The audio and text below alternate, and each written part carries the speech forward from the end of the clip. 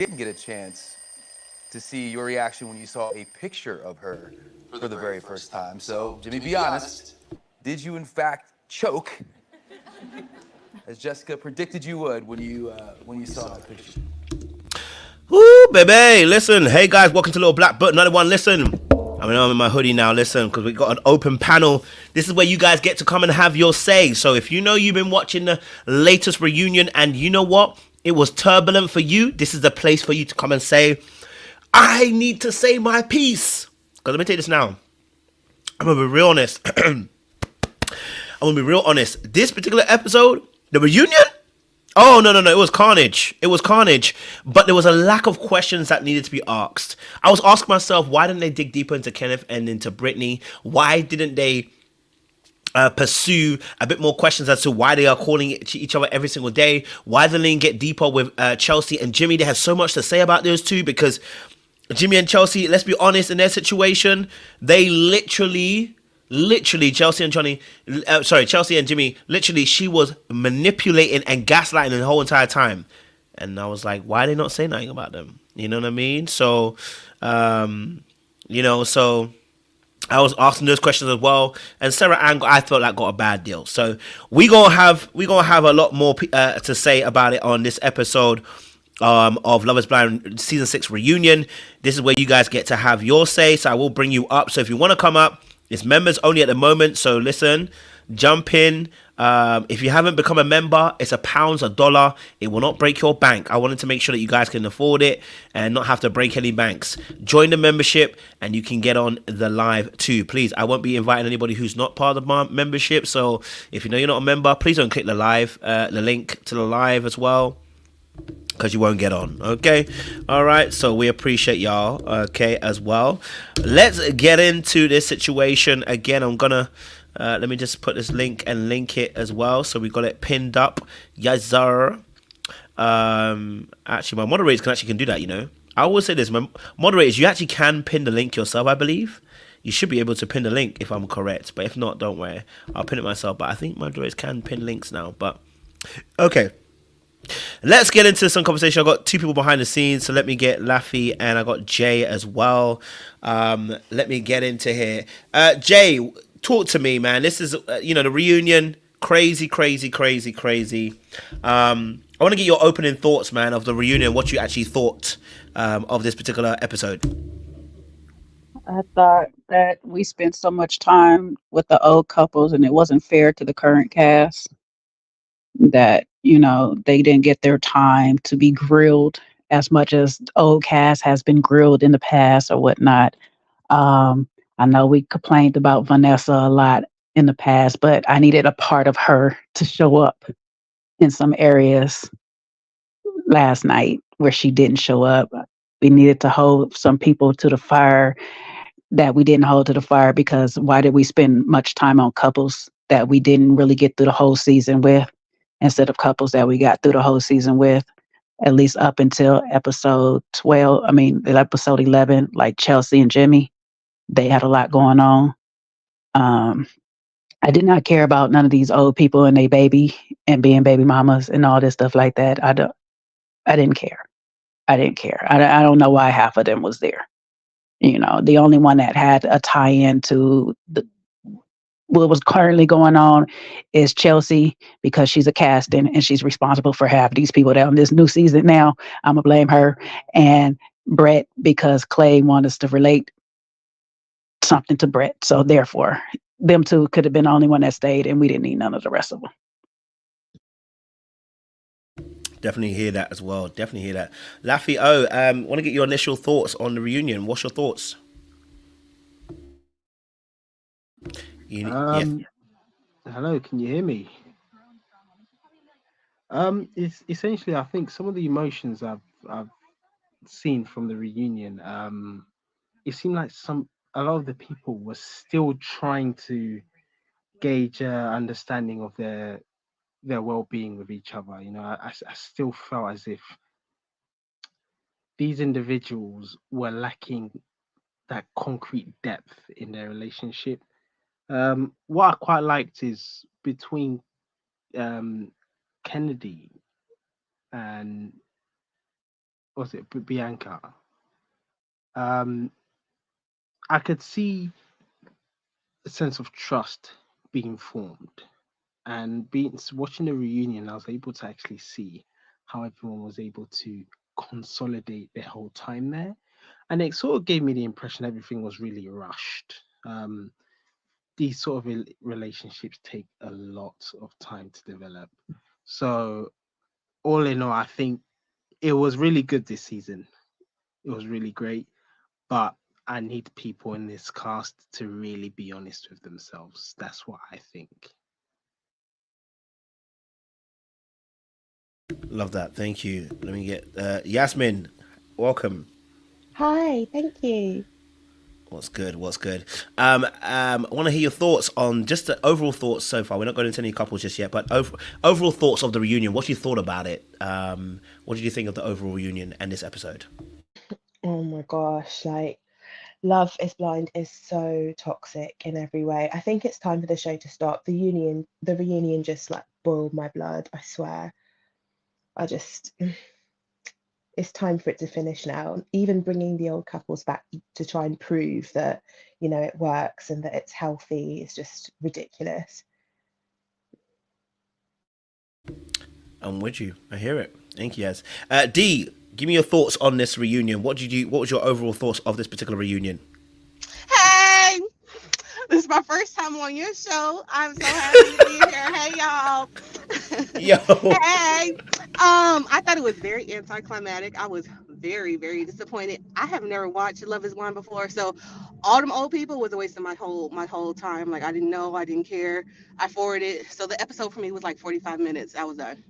So it was. I mean, and they didn't talk about the stuff that was really important to me. So I was like, it was just everything fell flat. It was like a 5 out of 10 for me.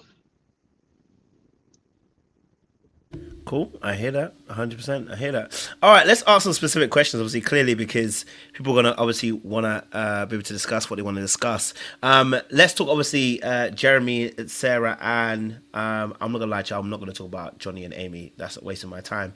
But what's your thoughts of Sarah and Jeremy? She got labeled the villain. She got shot quite a bit. Spent quite a bit of the section of the actual show talking about Sarah Ann. I want to get your perspectives on Sarah Ann's situation as well. So, Jay, talk to me. What was your perspective on Sarah Ann and Jeremy Laura situation? I just want to know why we giving a non-mother factor so much attention. If Sarah Ann is not who we have the problem with, according to Laura, why do we keep talking to her? Our energy should be for Jeremy because Jeremy is the one who owed her the loyalty, who proposed to her, who decided to step out and do what he do or whatever. The hell with Sarah Ann and her DM. He's the one who made a decision to act on that DM. Hold all that smoke and give it directed to him. On that flip note, Jeremy, you must not be happy with Sarah Ann because you ain't defend nothing about this girl in this moment. Okay, you barely wanted her to even admit that she lives with you now, let alone when Chelsea sat there every time you broken up. I see you out on the street, you was looking all crazy and puzzled. Like you're literally telling the world that you're broken up every time y'all go through a breakup. So you're not happy with Sarah Ann either. So to each his own. You made your choice. Lie in your bed. Leave us the hell alone with this or whatever. And Laura, you didn't like the man. So stop giving it so much damn energy. You didn't like him. You really didn't. Okay. You're happy with your new boo or whatever, supposedly in Barcelona doing your thing. Do your thing. Move the hell on. He lied. He ain't going to tell the truth. It's done. Just let him be. Appreciate it, Jay. Laffy, talk to me. Sarah Ann, Jeremy, Laura. That whole situation goes really far back, let me be honest, because leading up to the episode, Jeremy posted a statement on his Instagram in response to the social media backlash from his actions, right? And I think he mentioned the amount of hate himself and the other castmate has received is over the top. So he's on the he's the one, the victim, playing the victim here. And he mentioned we all had to encourage to put ourselves in the public eye to watch an experiment unfold. This is what he put. And he also added, everyone is entitled to their opinions, and it's very effing wild to make assumptions. And basically, just last month, Sarah Ann posted on her story a response. So there was a lot of, with this situation, there was a lot of like communication off camera that a lot of people almost sort of missed. And Jeremy and Laura, especially when you look at how they hash it out at the group party, um, Jeremy arrives and tells the camera he's nervous. So there's a sense during this whole procedure, this whole time, Jeremy never really had his senses together. He didn't really have his own sense of well-being, and it did come out in how he behaved on the show. You know, because in the conversations, he ended up looking like the bad guy, and this is the issue with Jeremy. Um, Sarah Ann finally made her first appearance since breaking up in the pods, and you know, I think there's a case of narcissism coming into play here. Um, I think essentially Jeremy is holding people accountable. Sarah Ann, Jeremy, and Trevor deserved all the questions they were asked. The whole situation, they deserved everything. And basically, I felt like they acted like children. When we hear these situations come up, it's just basically like young children misbehaving. Um, and when you ask the children what happened, you get so surprised when they're defensive and facing consequences of their own actions. You cause these actions, so you take the consequences. They all had a all Jeremy had a unique chance to essentially redeem himself, tell the truth, apologize, so he will learn from it and move on. But the maturity didn't come in as we expected. So I think this is what I took from this situation. It's an aspect of maturity. I can't be mad at it. I hear it. I can't be mad at it. Yes, Yasmin, talk to me. Yeah, I totally agree that Jeremy is completely immature. I mean, oh, just right from the get-go, there are just so many characters in this cast that are just so narcissistic, so immature, so devoid of any self-awareness that the mind boggles.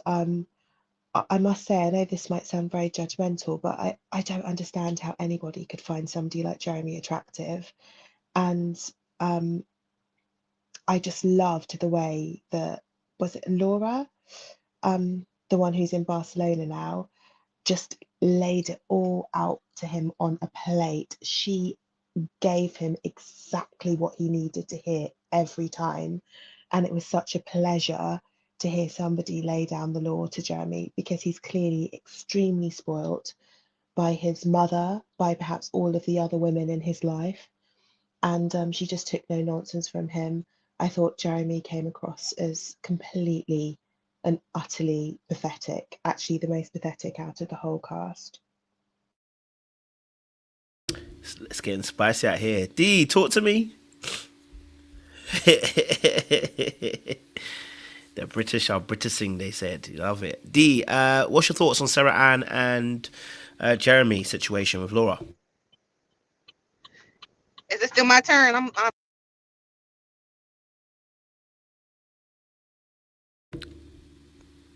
I will come back to you, D.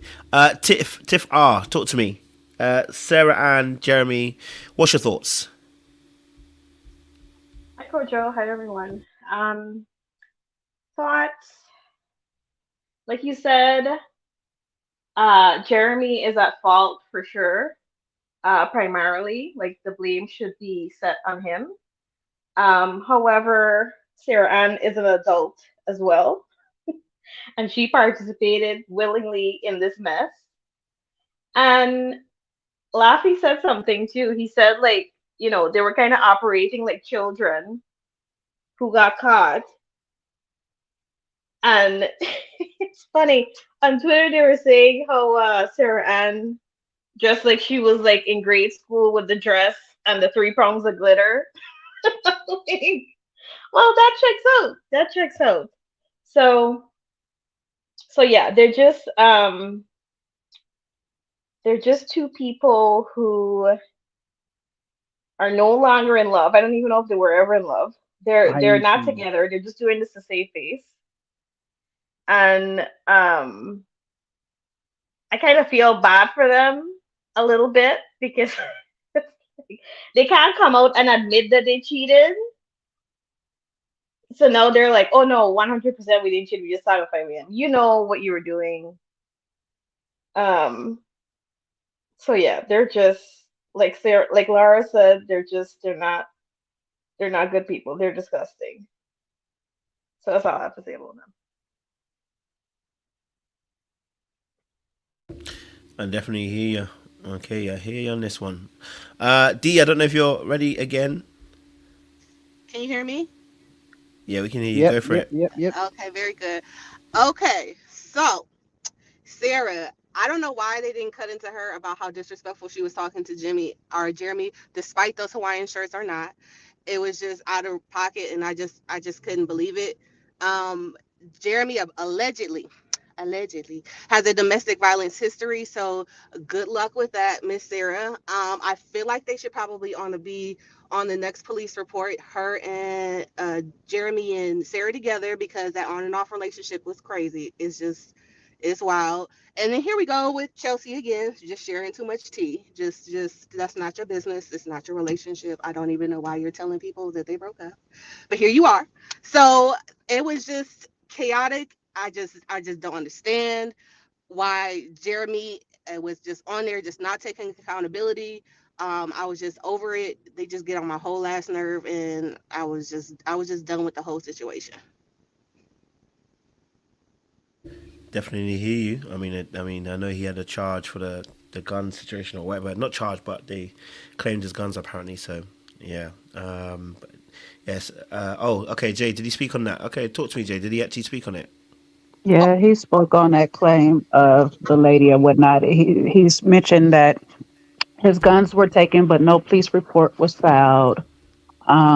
There's no files of that, and he's actually had been in contact with that lady up until kind of like recently. So it's for him. He's feeling this kind of odd that for somebody who was so scared and needed to get away from him, why has she still been in contact with him lately? And this, that, and the third. So, but yeah. can I say one more thing? Go for Okay. it. Um, I'm sorry, I'm driving, so I couldn't see or not. Okay.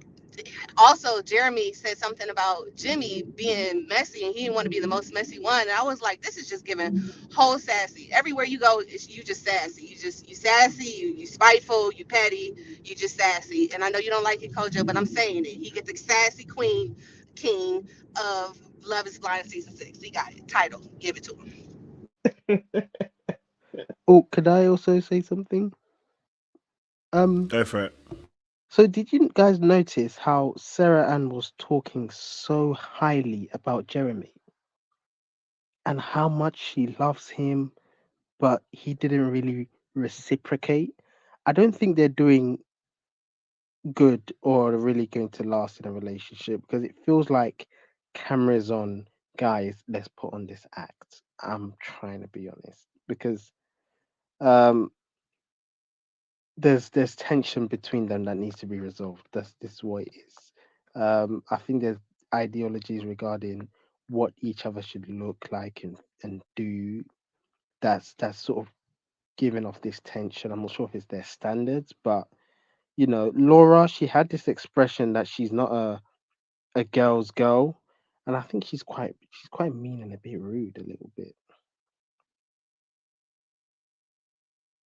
Definitely hear you on that. Any other thoughts on the Sarah Jeremy situation with Laura? I'd love to hear some more thoughts on that. If not, we'll shift it. Yeah. Okay, cool. Everyone said their piece on this. All right, cool. Let's shift it. All right, cool. We gonna shift it then.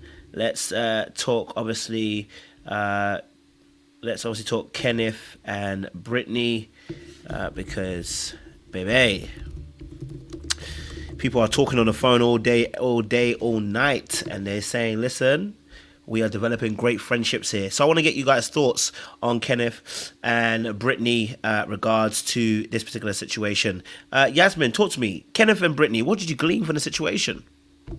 Well, I mean, maybe I just can't recall exactly what happened in in the reunion episode, but they weren't really covered that much. I don't think Kenneth actually said anything, or very little. Kenneth is a bit, I don't know, that there's just something quite um disconcerting about his whole vibe. I think off the bat, um I'm really cautious of people who start quoting scripture, or, saying, well, I'm a Christian, therefore, dot, dot, dot, um, in the stages of kind of bonding in a relationship at a really early stage. I think it's quite manipulative. And the way Kenneth switched when they were out of the pods was just shocking. And that coldness still resonated in the reunion. And I don't know if it's because he's shy. Um, Everybody online seems to say that, oh, he's gay. I mean, isn't it his cousin kind of posted, oh, Kenneth is gay, he's on the down low? I don't know. But Brittany still came across as a really lovely person, I think. She seems relentlessly positive, um, genuine, and open hearted. And yeah, I'm glad their relationship didn't work out, because Kenneth is weird. And I saw somebody comment on Clay's Instagram before he stopped the comments that Kenneth and Clay should be together. And quite frankly, I think that is a perfectly sensible suggestion. I'm hearing it. I'm loving it. Go Hey, for it. could Yes, I? go for it, Laffy. Yeah, so it's crazy that there's never been a consensus about, certain issues, right? I get that people have their own perspectives and opinions, but I'm not sure how anyone could see this in any other way, because let's be honest, I don't think Kenneth likes women that much. It could have been Halle Berry or Beyonce there, but I thought it was just painfully obvious. I'm not sure how anyone could read further into it, but I guess it's fun to make up narratives, but it's as clear as daytime between me and between people watching. And I thought people were dancing around it to be polite and just to go with the flow of the show, but it seems like they just don't see it, you know. And it's even more clear after he breaks up with her in the kitchen and he goes back upstairs on his phone. We don't see him talking, but you know, I could just tell that he was trying to say to someone on the phone, for example, like maybe communicate, and he was telling that person how he was going to gather his stuff and come over to their place, right? But I'm not sure who he could have been talking to. Do you know what you see where I'm coming from? So with Kenneth, you know, I'm feeling like he's just, I don't know if he's not attracted or if he's someone who has trauma in his history with women. I don't think these are individuals from the manosphere who hold women misogynistic and sort of hold women to the neck for some reason, hate women. But he's giving off this vibe that he's not really interested in women at all, and this is playing a lot of, it's setting the narrative for Kenneth, which is not quite good. Definitely hear you, Laff. Appreciate it. Tifar, what's your thoughts? Yeah, I agree. I don't think he's Kenneth is interested in women at all. I think Brittany is protecting him because she knows what the situation is.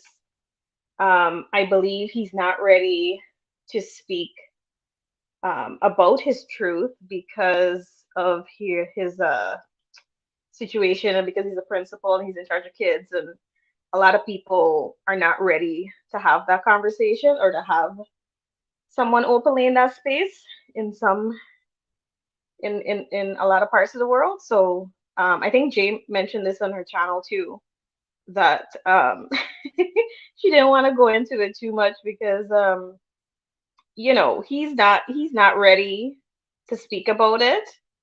And I think the show knew that, Netflix knew that. I think that's why they didn't went in on him too much. Yeah, Um, yeah, so I think that's what's going on there, because the way he treated Brittany, I mean, I don't think she would be laughed up with him, oh, we're good friends, oh, we're best of friends, and all these things. Like, no, no way. Unless she knew what he was going through, and the fight that he was having within himself.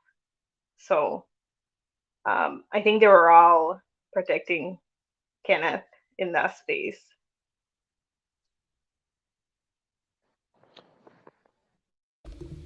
All right, appreciate that. Thank you very much for that. D, talk to me.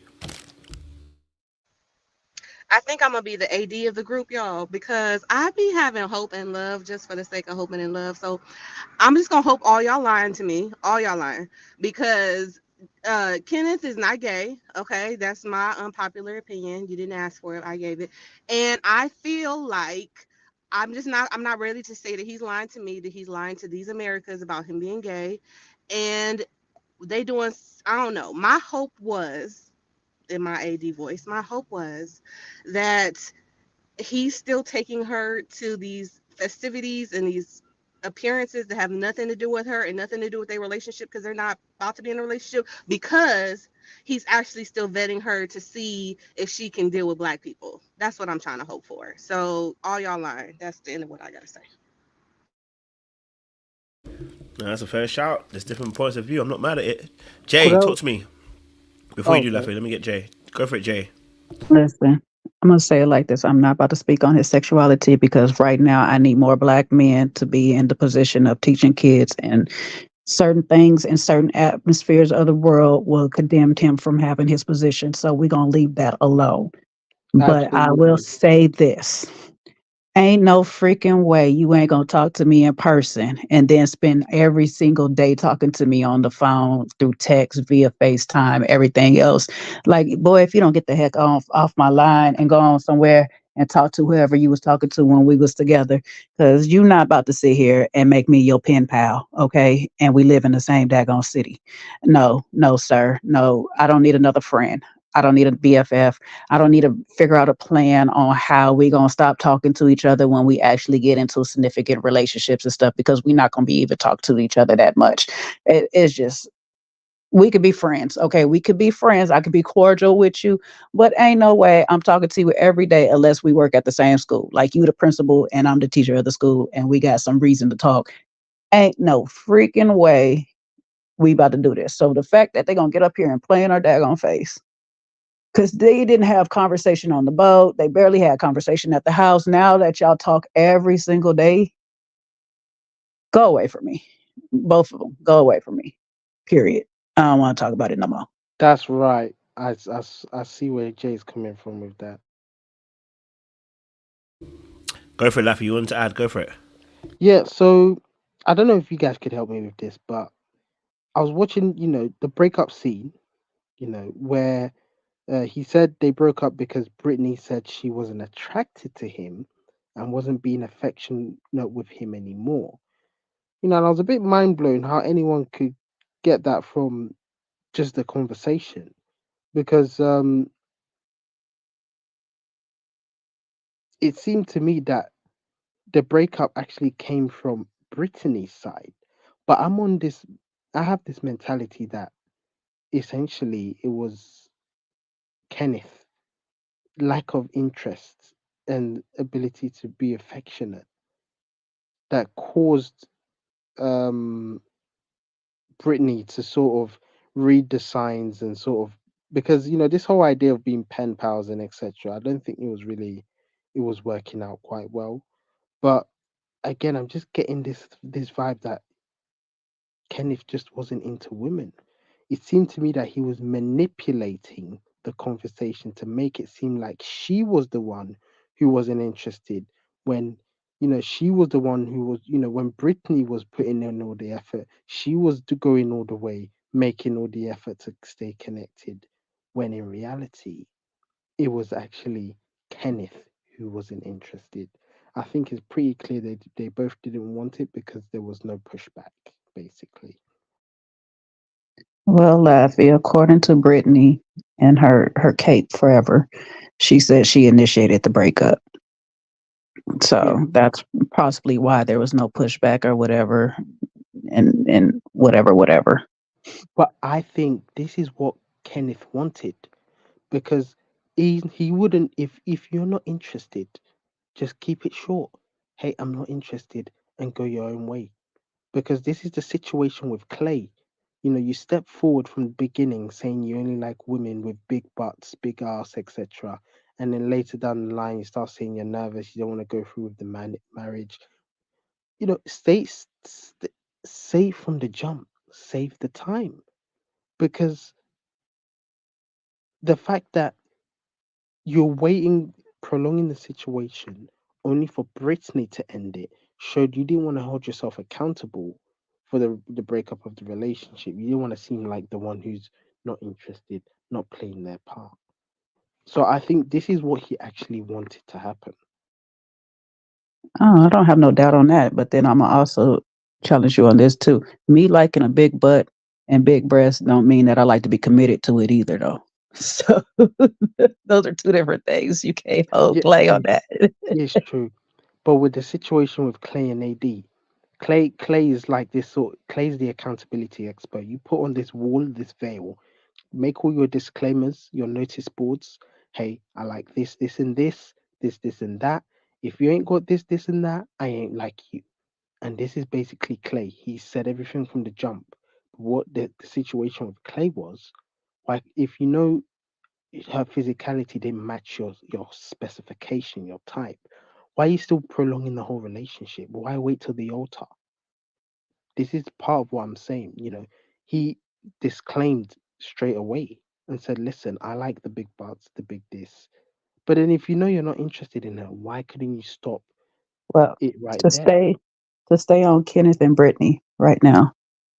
If Kenneth, I mean, if Brittany didn't do what she said she did, which is call it off, Kenneth probably would still be prolonging the situation.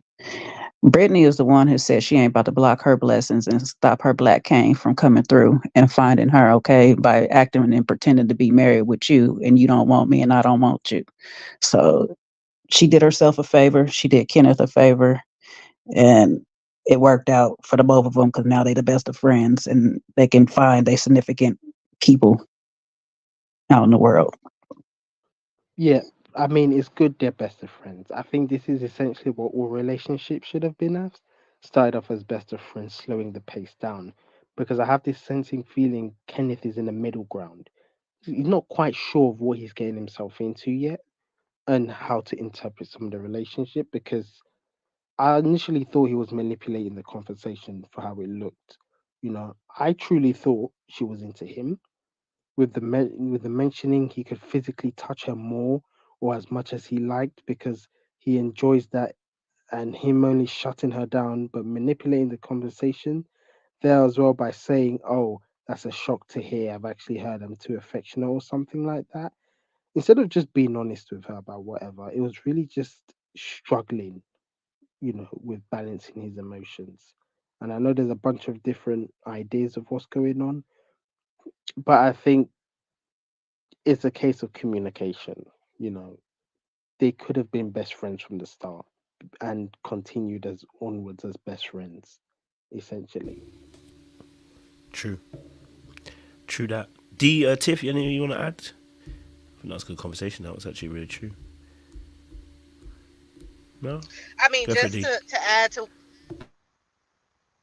add to what they were saying. I mean, I don't know. Like, I just wouldn't have, if I saw my child's principal being a Clay, being a Jimmy, being a Jeremy, being a I'd have had a problem, and I'm removing my child from this school. So I feel like he couldn't really be. That's my perception. I know the narrative. I guess if you go with the gay, it all makes sense because then he don't want to touch her and all the rest of it. But you know, some gay people, some gay men, they still touch they gay little best friend, and they, you know. So I'm not going with that narrative. I told y'all that I hope that I'm not speaking on this man of the cloth about him being gay, so I'm not doing that. And I'm hopeful he was being respectful, but I think we're all speculating because nobody knows. He didn't speak on it at all. And him being on that phone was outrageous. Why they talk every day, I do not know. I hope they continue to be friends too.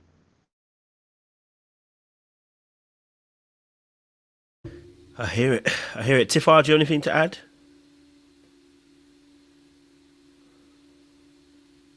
No? No, nothing from me. Cool. Let's change it then. Yes, we'll leave Kenneth's sexuality alone. He has a job, so we'll leave him alone. All right, cool. I got a cold, man. It's killing me. All right, cool. Let's talk then about Chelsea, Jimmy, and Jessica. I want to get your thoughts on this situation. Hold on. I got a little bit. Oh my. I'm so sorry, guys. Apologies if you might have heard me sniff a little bit. I apologize, guys. Forgive me. All right, cool. So, Chelsea, Jessica, and Jimmy, and listen, this situation was a little bit of a mad one at the moment because, Jessica was coming for Sarah Ann earlier on, but she had her own situation with Jimmy. She said that, they both kind of loved each other. Jimmy said that, yes, they kind of loved each other. Chelsea was like, you know what, I love Trevor, I like Trevor, but there's a whole lot of madness that was going on in that situation as well. I want to get your thoughts on this situation. Tiff, do you have anything to add for this one? Talk to me. Um, Chelsea should have been asked more questions for sure. Um, she got off easy for sure. I think she's the lead manipulator of the group. And I don't know why more people don't call her out on it. I think everybody's afraid because they know that she has a lot of issues and she has a lot of insecurity issues. And I think a lot of people are giving her a lot of grace, but she's fully aware of those issues and she's still making bad decisions because she said in the reunion that, oh, I know I'm very very insecure, like we all know that. And it's like, okay, you know that, but you're still friends with Jessica for the sake of keeping tabs on her to make sure that she's not with Jimmy. It's still a competition with Chelsea. Even after she broke up with Jimmy, it's still a competition. And Jimmy is just there. I think him and Chelsea are still knocking boots too. But they're not together because it's weird because Jimmy spoke about a situation with his friend that he slept with, and he wants to protect her. He doesn't want to. I think Chelsea is in that role now where she's the friend, and they occasionally hook up, and it's like nobody necessarily wants a committed relationship. It seems like everybody just wants just to mess around and fool around, and it's like, why are we here on the show? Like, nobody went on the show to seriously, well, apart from Johnny and oh my god, I can't even remember her name. What's that? Johnny and his wife. Apart from the two of them, everybody just were not ready to actually be married and be committed. But I'm getting off topic. Chelsea and Jimmy. Yeah, that's really all I have to say right now about them. Maybe I'll double back and add some thoughts, but yeah. No Um, worries. Go for Laffy. Yep. you see, I think the producers understood and knew that Chelsea has secretly a mental, well, it's not, I wouldn't say secretly, but Chelsea has a mental health issue related to trauma and insecurity. Okay. And that poking that bear, that sort of poke, you know, aggravating mentality is a really, really dangerous game to play. How she acted reminded me a lot of how, you know, a lot of young people act when they're in their teens or early 20s before they started, you know, realizing the severity of their actions, before humbling themselves and realizing life is humbling them. And what was, you know, working out the trauma that caused these issues is the next step of maturity. Um, if I'd been on that stage and people go in on me for it, especially after expressing that I understood I was out of hand, out of line, I may not, I may not have made it. Whether it be kindness and empathy or wanting to avoid, some sort of like liability, I think this is essentially what just happened.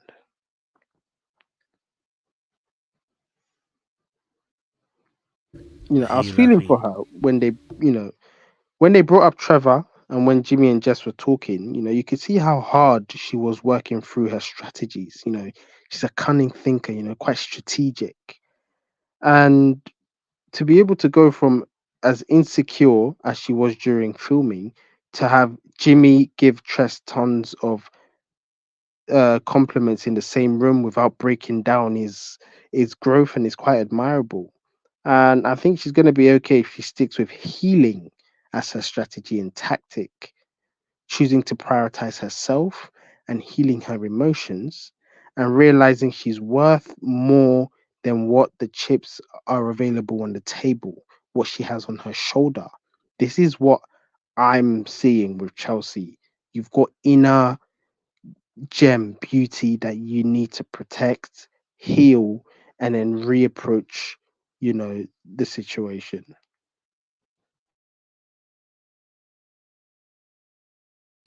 Listen, I hear you, man. I hear you. She might have been on the edge. You know what I'm saying?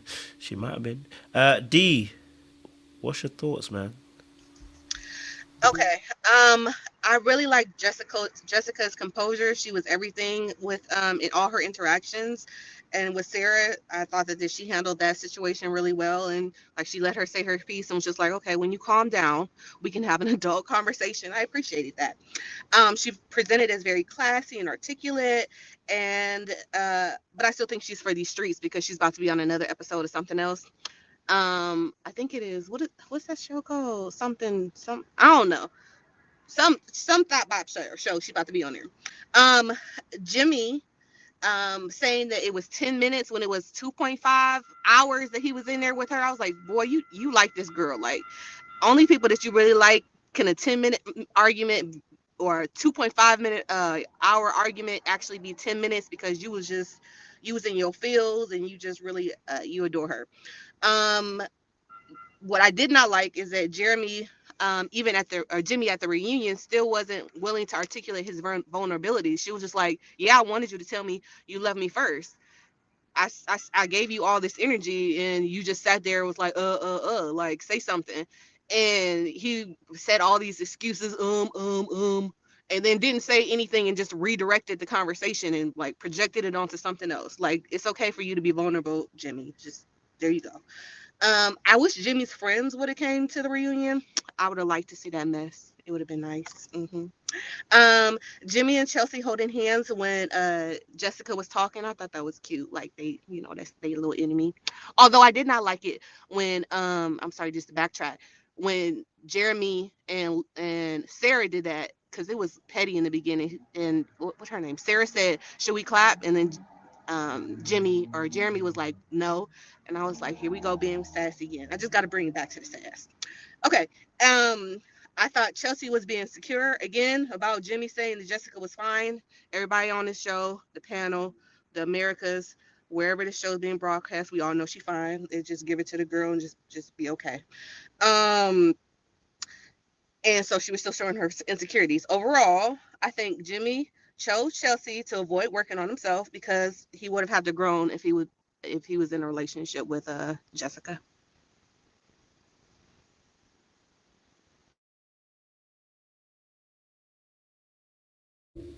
Appreciate D.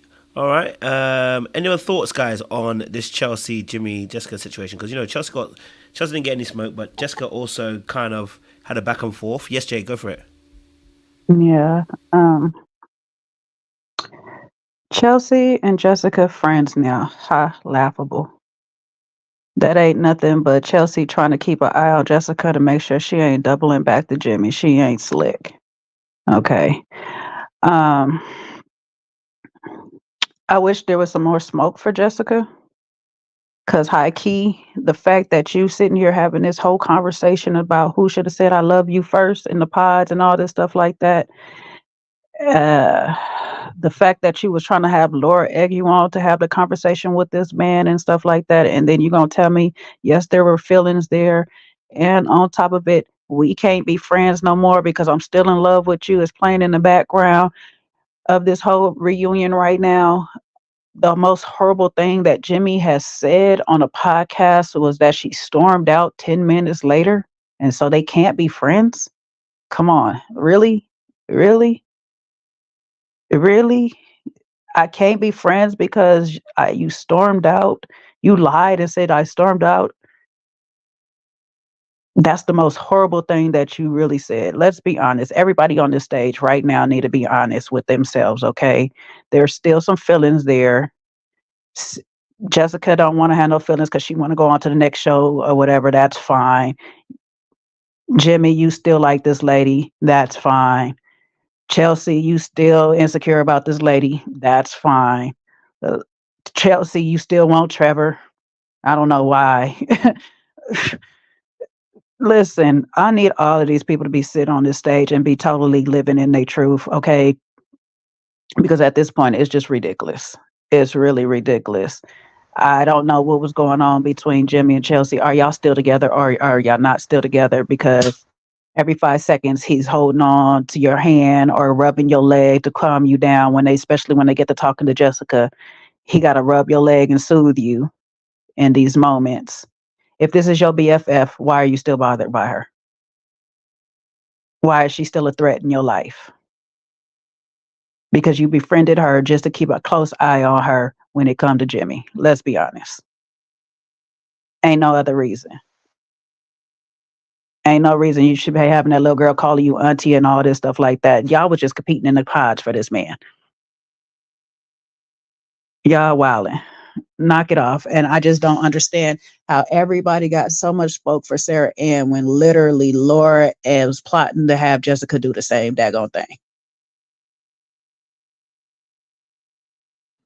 But it's okay. We're cool now. It was odd to watch back as Chelsea said, but we're friends now. Like, sis, speak your truth. Stop trying to hold this friendship that's not for real though. Like, speak your truth. Like, hey, heifer, I didn't like that either. Why would you do that? And it's Yeah, not directed to Jessica. That's directed to Laura.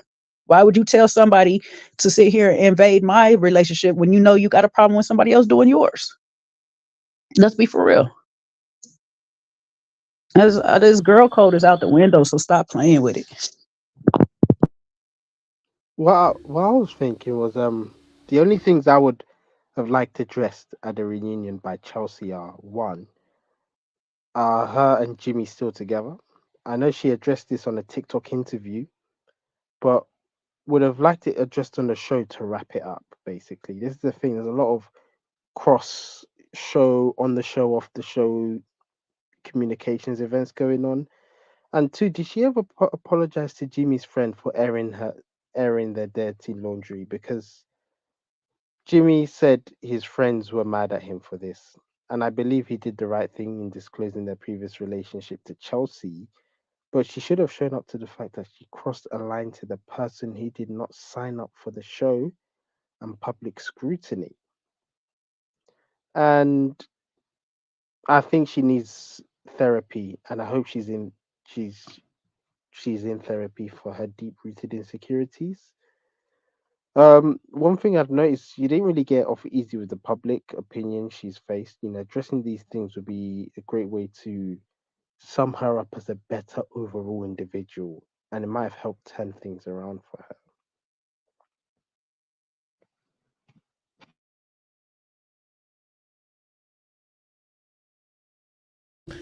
Welcome, Sean. Talk to me, bro. We're talking about whatchamacallit. Uh Jimmy, Chelsea, Jimmy Jimmy and and Jessica. Jessica. Yeah, yeah. Talk to me. Yeah, the only thing I'll add, I'll put this in the chat. I put it in the chat, but it's the Deborah Cox song, Deborah Cox and RL. We can't be friends because I'm still in love with you. That's exactly what it is. There's feelings. They're caught up in the emotions, taking me over. That's another song. We got the Destiny's Child. We got all the love songs that are queuing, and they know they can't be together. Now, I don't know how much Jessica really wants Jimmy, like wants him, but Jimmy knows full hell well that he would definitely love to spend some more time with Jessica. Now, I don't think Jimmy wants to be a stepdaddy to her little girl, but I definitely know that he didn't look at her and realize that it couldn't be, they couldn't be more than friends. So and lastly, the only other thing I might give it is that he might be scared because he knows if he got with Jessica, she would ruin him. you know by the time he knew she would choose, when you know somebody that is just way too out of your league, not on your level, that just the way they would run you up and down, you're just like, what, I'm better to stay away, because by the time I'm finished, I'll be sliding down the wall, climbing back up, sliding back down, so I think that could also be an option. Okay, can I say something? Okay, so girl code is live and well with me. I know that a lot of people don't do that. I'm not looking at your boyfriend, your husband, your ex-husband, your soon-to-be husband, your fiance, your almost fiance. You almost broke up. You started court. Ain't no complicated. Girl code is live and well with me. I'm not doing it. I'm not. It's not. It's just not happening. I feel like a lot of cheating would not happen if girls were doing more girl code. I actually, Kojo, eventually would like you guys to talk about that as a men's panel, because I feel like men do that with other men, but girls don't do that with other girls, and I got a problem with it. This is why you get the smoke from me, Miss Sarah, because you was doing too much. He's my almost something, could have been something. Leave him alone. There you go. Chelsea is definitely keeping an eye on Miss Jessica. I would agree with that with you, Miss J. Because in an interview, Jimmy said that he wouldn't date Jessica because of Chelsea. And that could potentially be, that's a part of why he's not going to date her. So I really feel like if they fall out, he probably going to slide over there to Jessica. Um, and when it comes to Jessica and Jimmy, I'm not being friends with anybody that's lying on my name. He said that the time was messed up. That was a lie. And he said that she was pressing him about being in a relationship, and that was a lie. So you gaslighting me. You're not a friend. You're a toxic friend. I'm not doing it. We're not friends, and that's just the end of that. I would just like to mention how, for example, with the Chelsea discussion we had before, that she was emotionally abusive and wasn't held accountable. Okay, I agree. They backed off because of the internet hate, and with relationships, when you get outside people hating on your relationships, you need to step back. Okay, she suffered the consequences of her behavior when he dumped her, and I think she regrets it very, very much. Maybe it will still be enough for her to get help, but he's a gentleman and was being kind but honest. But you could tell he's still mad. She spilled, about his friend. The only thing is, I also want to hate about is the fact that they focus on this Megan Fox thing. Like, you know, we can focus. What about focusing on the entire internet mocking her for being insecure? You know, I think there was a bit of a shift in the narrative, the point of focus that needed to be addressed with the Chelsea situation. I just want to go. D, I got a quick question. So you have girl code, and I get it for Sarah Ann, but why doesn't it go to Laura too? Oh no, she gets the smoke. The only thing is that Jessica didn't take the bait. Yeah, When but she you met still, with, when she met, Jessica don't in have to my take the bait. well, that's I mean, I don't. So there's two separate issues. for me, Sarah did whatever she did. That was the bait. She took it. She was inappropriate when her interactions with Jeremy. I'm not saying that Sarah, or what's her name? Laura is wrong. She's definitely wrong. I agree with that. What I'm just saying is that it didn't exacerbate and it didn't become a reality in the same similar fashion as Sarah and Jeremy, because Jessica didn't take the bait. But for sure, No, like, Laura it's, shouldn't have said what she said. it's Jimmy didn't take the bait because Jeremy took the bait. Jimmy didn't take the Jimmy bait Jimmy said you were my number one, and she just looked crazy, like, yeah, I know I was, but she didn't say, okay, well, if you ever get tired of Chelsea, even though I know you are, because then call my phone. by the time we're having this discussion, we're already out in Sarah Ann at this point right now. But she sure enough was sitting there hot because Jimmy had looked at her page, blocked her, and all this stuff like that. So he didn't even give her the opportunity To to be fair, slide in no DMs or anything like that. Right, but she didn't even come. As soon as she got home, she took the opportunity to reach out. Jessica didn't reach out to him. He said he reached out to her. She did her investigation. She still didn't say nothing. And when they saw each other in person, she still could have shot her shot, and she didn't. I see where D's coming from, because you have to remember that the reunion did leave out a lot. Because basically, when Jimmy told Jessica she was his number one, I basically wanted to throw my phone at the laptop. Honestly, they didn't even discuss this at all. I felt like they did more thorough analysis in previous seasons, and they wanted to keep this a mystery, because there's actually more deeper truth, which is highlighting a manipulation situation going on, which is why I don't think they wanted to go into it as much. But I Here's see where the D is coming from. here's what we're missing out of this though. Regardless if Jessica takes the bait or not, Laura is insinuating go disrupt somebody else's relationship. If we're holding girl code, Laura's in the same position as Sarah Ann. She's just doing it with somebody else's relationship instead of her own. Sarah Ann is doing it with somebody else's relationship to make it her own. It's still the same thing though. You feel me? Like girl I code feel would you, but be okay, so what girl code did Jessica break then? you're sticking on Jessica. I'm talking about Laura. Laura is the one who would get the smoke like Sarah Ann, not Jessica. Oh yeah, all the smoke. Just, yeah, I'll send the fire department. All the smoke. Yeah.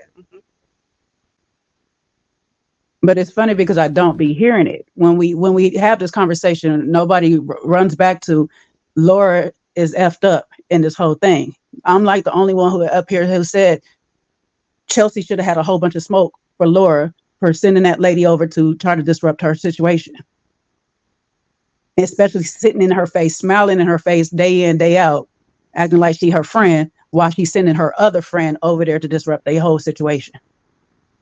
And she did it So at I've the been trying to picnic. stay. I've been Did trying to stay off, because John. Hold on, D. Hold on, D. Hold on, hold on. Oh, I I'm don't know if sorry. Jay's finished. Have we finished, Jay? Yeah, but I was saying she did it at the picnic as well. She didn't just do it on a one-on-one talk. At the picnic, she kept trying to push Jessica through Jimmy right in front of Chelsea. So it's like, where is the smoke for Laura in all of this? Jessica didn't bite the bait, but Laura was definitely trying to do the same thing that was happening in her relationship, but want everybody to look at her like, oh, she's the biggest victim out here and all this stuff like that. Meanwhile, she's over here trying to push a whole nother woman into the same scenario. I see where Jay's coming from.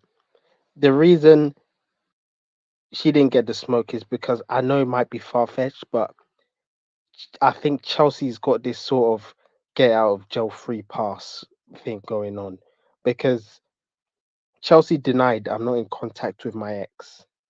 But at the lunch meet with his friends, she says, "Oh no, it's cool. I have guy friends. One of them is my ex." So she's now twisted the narrative, and now she's become a bit double-sided. But she can get away with this because I think Chelsea has got this pass for everything. You know, You clearly didn't mindlessly say you looked like Megan Fox, or you brought something extremely private and damaging to someone else's reputation and forgot, the cameras were there. So she had the narrative all along, but she's able to get away with it. This is what it was. And I think it's because Chelsea has gotten enough hate that has been rehashed, rehashed again. Is enough. She's imperfect. We all are. We probably similarly learn unhealthy things about ourselves in front of the other people. But I think we need to practice some empathy here. This is what it is. A bit of empathy.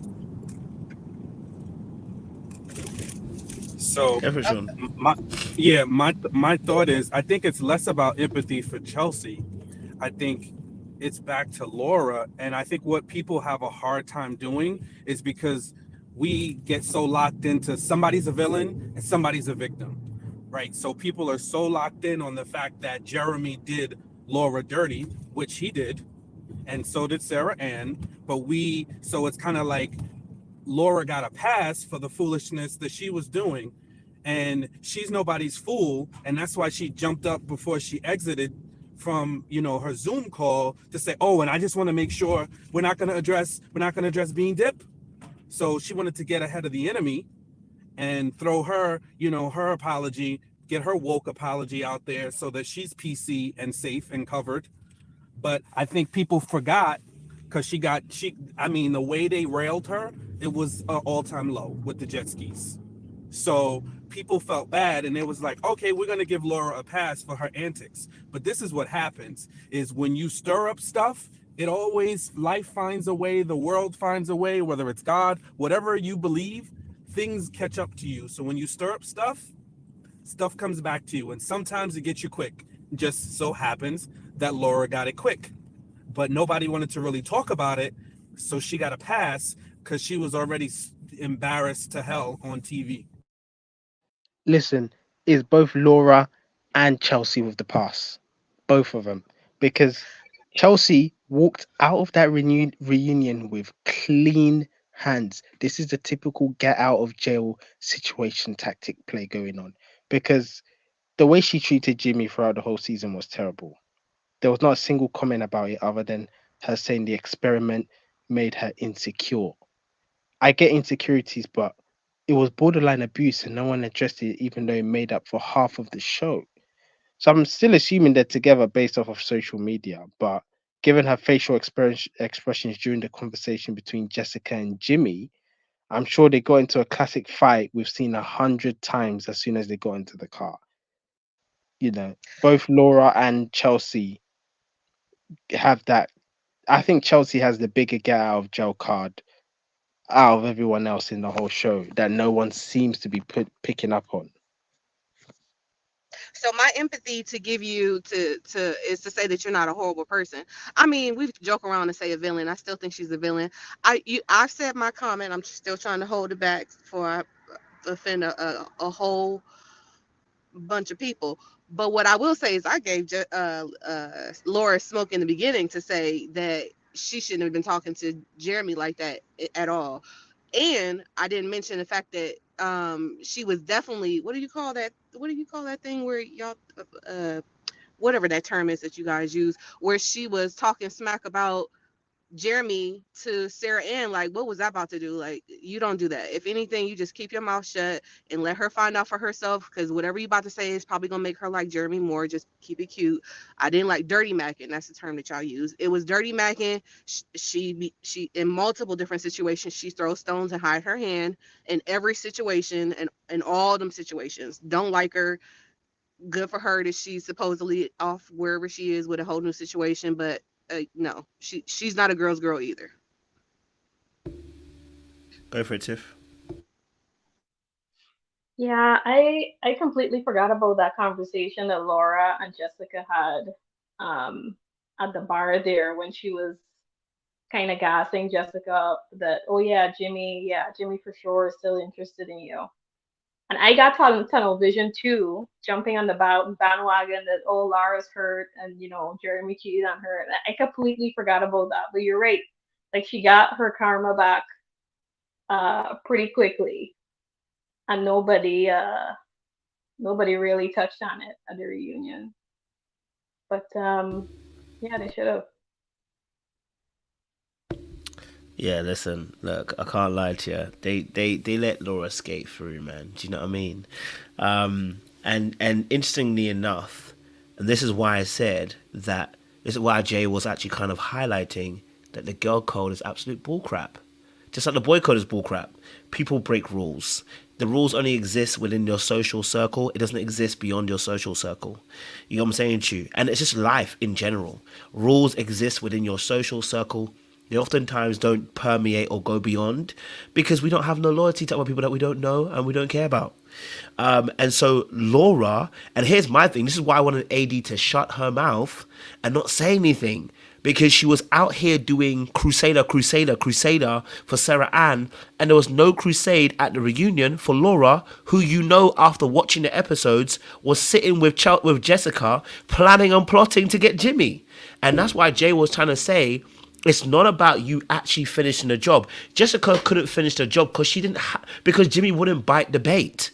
The only difference between Jeremy and Jimmy is that Jimmy saw that Jessica, if he goes with it, like Sean was saying, actually this might not work out in my favor.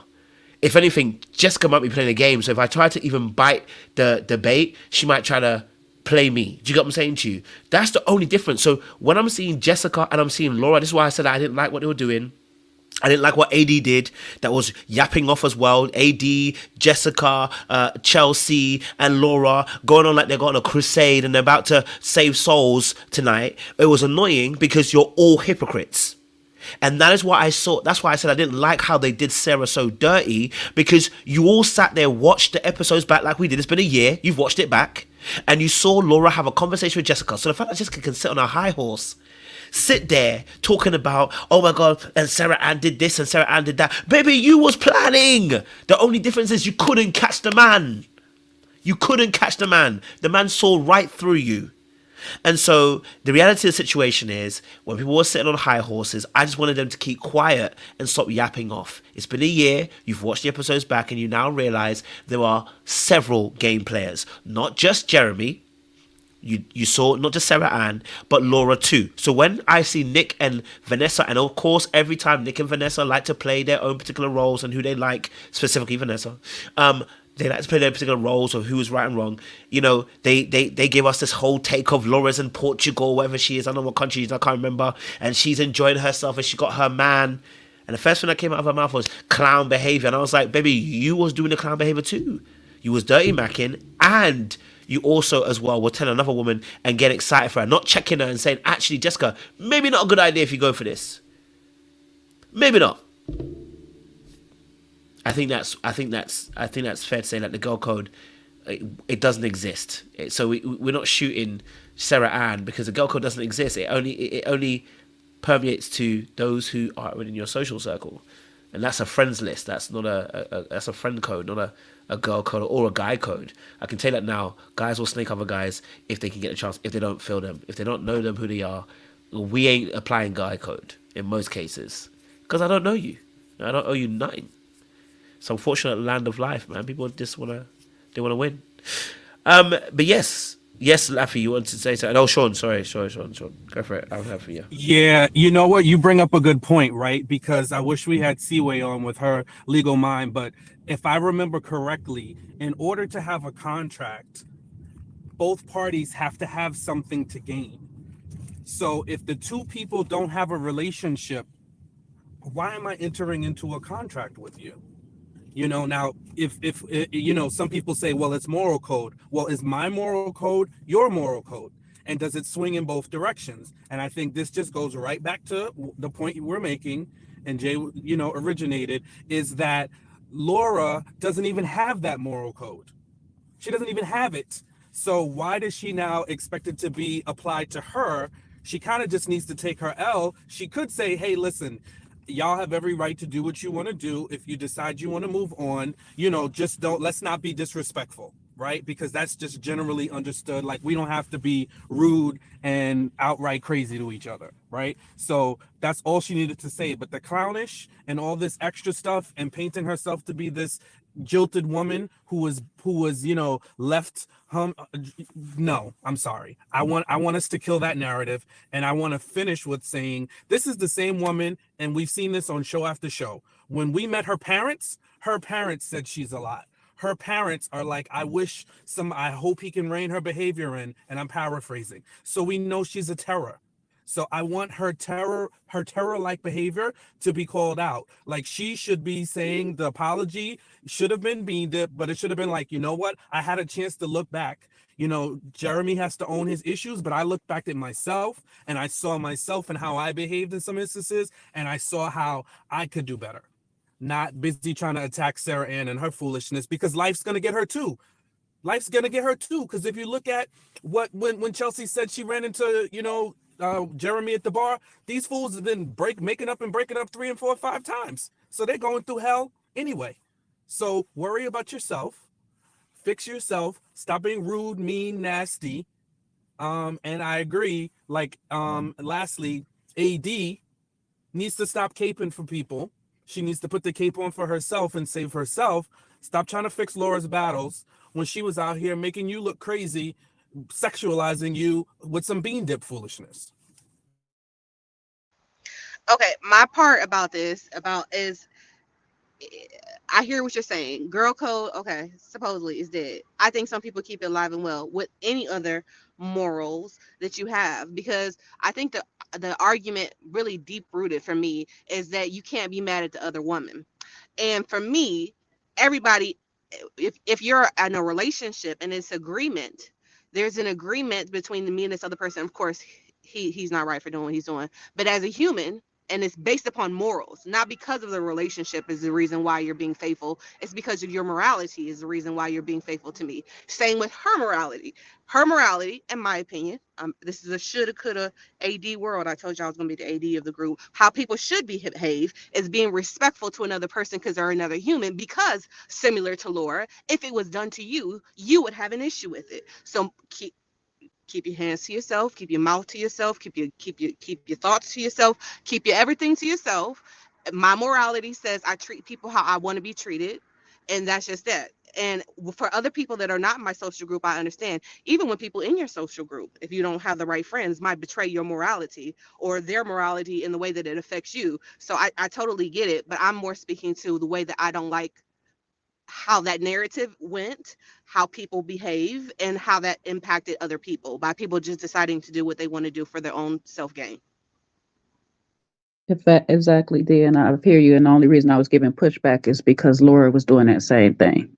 You know what I'm saying? It's not to go against you and your code or whatever and stuff because I respect it or whatever. I got girl code against with my friends in my circle. You know what I'm saying? I got my morality for the rest of the world. But at the end of the day, if I sit there and give Sarah Ann smoke, I got to give that Laura that same smoke because she was doing the same thing. She just was doing it. She was encouraging somebody else to do that instead of her actually doing it, which is just as bad because now you're an accomplice to something or whatever. And at the end of the day, if I was to sit there and line it up to say before God, what is he going to sit there and really say? Well, he going to sit there and look at Laura and be like, hey, sis, why you tell that lady to go mess with that people's relationship? You know you wasn't going to like it if somebody came into your relationship. So why would you tell somebody else to go mess up somebody else's relationship or feel like it's okay that even if Jessica was the one that told her, hey, I think I want to go mess up this relationship, she should be in girl code, or if she's all about women and all this stuff like that, she should be like, nah, sis, I think you should just leave it alone, let them figure that out for themselves. So it's like I can't sit here and be having all this smoke for Sarah Ann and just feeling some type of way about Laura and making it seem like, oh, you're just this victim. And I'm not saying she has to be a perfect victim in the situation, but it's like, sis, you were literally telling somebody else to go do the same thing that was done to you. And you want me to give you a pity party? It's really hard. It's really, really hard. If anybody, I can only give the pity party to Chelsea. Well, the only thing is, who holds more accountability? Because if you're going to go for Sarah Ann, does it mean you have to go for Laura? Because whilst I think Sarah Ann is wrong for what she did, it seems that there was more accountability for her than Jeremy. To me, it doesn't make sense because Sarah Ann sent a sketchy and desperate DM to someone's fiance, but it's not like she was engaged. Jeremy was engaged, and he chose to entertain Sarah Ann even though he shouldn't have done so under any circumstance. What's worse is that he never apologized or took accountability for what he did. He just kept on insisting nothing happened that night. So, should we really come for Sarah Ann at all? Because I'm thinking, even though the Sarah Ann and Laura going for one, you could go for Laura. It doesn't mean they're they're both. Life, you want a real girl code to answer that question? This is a real girl code that answer that question. Women in girl code loves to come at the other woman in these situations instead of the man who is actually the problem in it. That's the actual truth. This is where girl code is like held to this highest honor is I'm gonna go after the other chick knowing damn well my man is out here playing me like the fool. But I'm not gonna check my man. I rather check the other chick. It's crazy to me. I just never understood it, but it's always been crazy that I'm gonna sit here and go to somebody who is not playing me instead of the person who's actually making me look stupid. So, isn't this more of an accountability issue then? Because Jeremy was in. It felt like Jeremy was entertaining the whole thing, throwing the fuel to the fire, making it grow. But you going for, if two women going for each other, for example, you going for Sarah Ann and Laura, isn't going to help the situation because the real situation is actually Jeremy. So this is why I was kind of thinking Laura shouldn't be in this under this light because it's not as much as it is her fault or Sarah Ann's fault than it is Jeremy. Well, I'm gonna say this much. In this particular setting right here, Laura was going at Jeremy. Sarah Ann should have kept her mouth quiet. Sarah Ann decided to jump in at one point, which directed the whole conversation to her. Then they started going at each other. What Laura could have did in that moment, though, is like, sis, simmer down. I'm not talking to you. I'm not even directing the smoke to you. This is about me and Jeremy right now. So please exit your way out of it. And she should have kept her way out of it. But instead, she kept her focus back. She really wanted to be at Sarah. She really wanted to be at Sarah, though she was supposed to be at Jeremy. So that's where she ended up going back to Sarah instead of staying on Jeremy. She really needed to stay on Jeremy because that's where her loyalty was lied at. He the one who proposed to her. He the one who owed her the truth. He the one who lied to her and all this stuff like that, not Sarah Ann. So she should have redirected the focus when Sarah Ann jumped in and say, oh, no, sis, excuse me, I'm not talking to you right now. It's about me and Jeremy. Told Jessica, hey, I got it, sis. Don't worry about it. Don't worry about her right now because it's not about her. It's about me and Jeremy. And that's where the conversation should have stayed. But she wanted to go at Sarah Ann. And that's the problem. We be fighting each other over these men when they're causing the confusion between us. You're right. How about this? How about this, real quick? I got a haymaker for the whole thing because how about Laura used this whole thing to get out of the relationship with Jeremy because she ain't really want him anyway. Because she was all too ready as soon as she saw that location pinging to end the relationship and light him up. So this was just a way for her to get a clean exit, to have a nice edit, to be the victim, and to exit the show. Because she didn't even try to fight. There was no, I love you. What happened? How could you do this to me? It was all about the receipts, all about how she uncovered him. And she was ready to cut clean and move on. And that was it. She wanted no parts. He even tried to send her flowers. She's like, miss me with the flowers. So usually people in love, they're going to try to work a little bit, especially women are usually more forgiving on the other side. She was not even hearing it. That is insecurity. What see what Sean, I think that's absolutely insecure. You can't just go up and say essentially the way because whilst you might be right, because for Jeremy to be entertaining a situation with Sarah Ann, for example, there's already tension in in the relationship. It's like he's not interested. But what it is that's a sign of insecurity. If you guys can't communicate with each other with a sense of direction, this is how people cheat. You start entertaining different conversations. You have to remember, staying out until 5 a.m. with someone who expressed an interest in you when you have a fiance is nothing. Hold on, you have to step back and think what's going on here. Because Sarah Ann is acting like what she did was not the most pick me, non girl energy ever shown. She became delusional, insecure, and she downright didn't love herself. So when you have these qualities about you, of course you're gonna be a bit of you're gonna be a bit destructive in your behaviors. But that whole situation occurred because of lack of communication, which came from a lack of interest and support for each other's emotions. So I think what Laura did was a terrible, sly, really unnecessary way to sort of encourage two people to cheat to buy yourself out of the relationship. I think she could have really done better. I don't know, Sean. Like, I feel like it could be. I mean, it's a possibility. People use tears to get whatever they want through. But like, she was angry there. She was crying then. She was angry at the reunion. I mean, if I said some stuff to, I don't know, but y'all be talking about dark arts and y'all got some levels that I don't understand. But some people may keep putting on the front long just to be able to portray an image longer than I can, so maybe I don't know. But I will like to say that Sarah, just to piggyback, I know you're trying to move on, Sean. But Laura said both of them were disgusting. I'm of that opinion. I mean, try not to judge, but you know what I'm saying. I give both of them the smoke.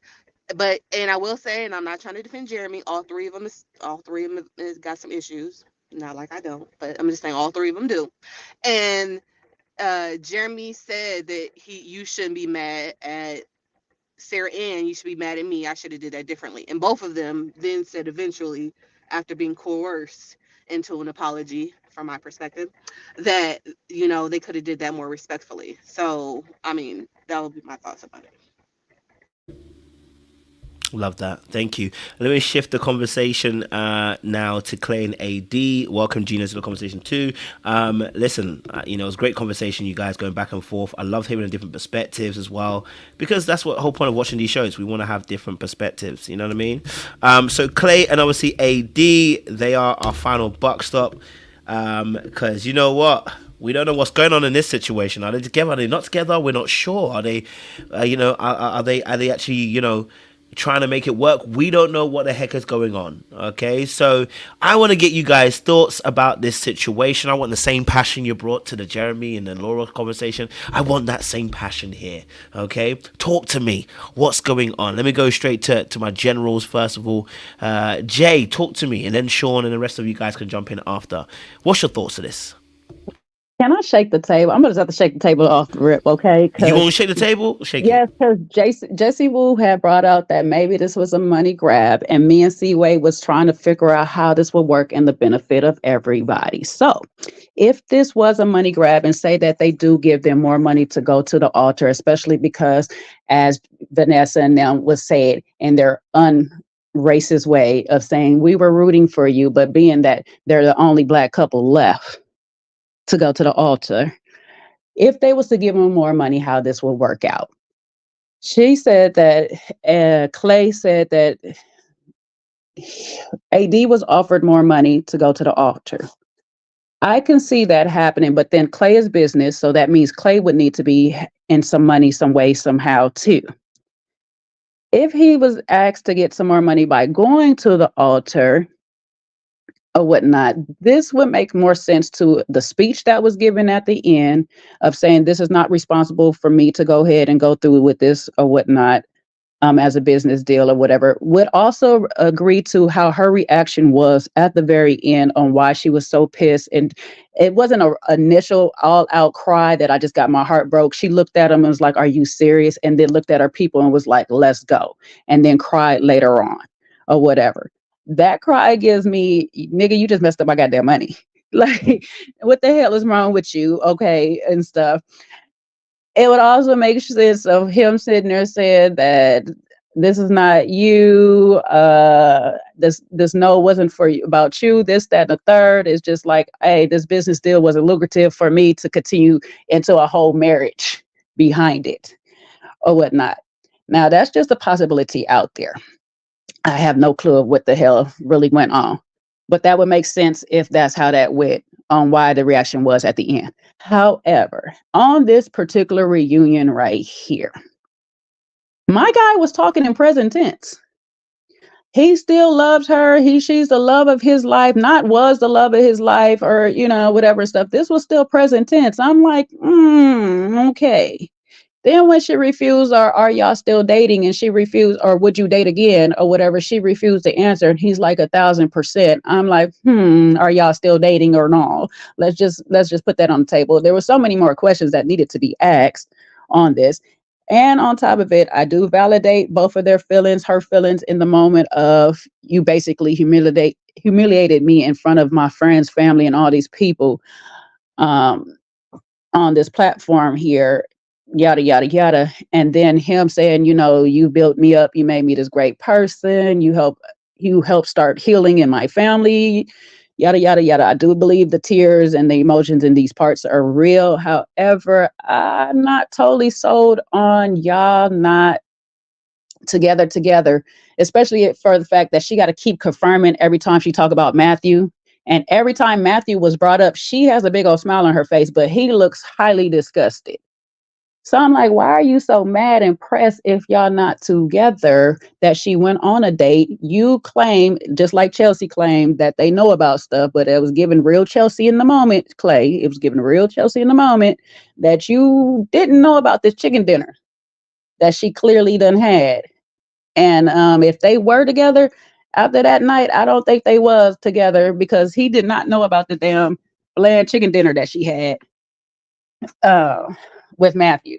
So yeah, I'm just gonna start that ball rolling right there. Y'all can do what y'all want with it, because I don't really know what's going on, but I'm tired of them playing in our face long enough. Unfortunately, Jay, I'm right with you. So, because the one thing I noticed is, and there's actually social media picked up on it too. I saw it as well when I watched the reunion. Those two were lockstep. AD moved to the left, Clay moved to the left. Those two were so in sync. You couldn't tell me they don't have a plan. They're not together. Something's wrong in the cut, and I know it because AD was busy checking the camera for all her angles. She got a wonderful edit. They love her, so they're definitely going to leverage her in some kind of way. They wanted to use their storyline in some kind of way because they're getting tired of, this whole black love, and they're not highlighting black love and things like that. So they definitely needed to get them to the altar. Now, what happens after that, how they elevate them, but I think AD is going to definitely be a spokesperson in some capacity because, she chimes in, she got an opinion about everything. People listen to her, they like her. And I want to end with saying, listen, anything that I alluded to, maybe said or didn't say, AD is fine, okay? I want it to be known and said on this here channel. She got, she's a baddie. That's a baddie right there. And I'll end right there.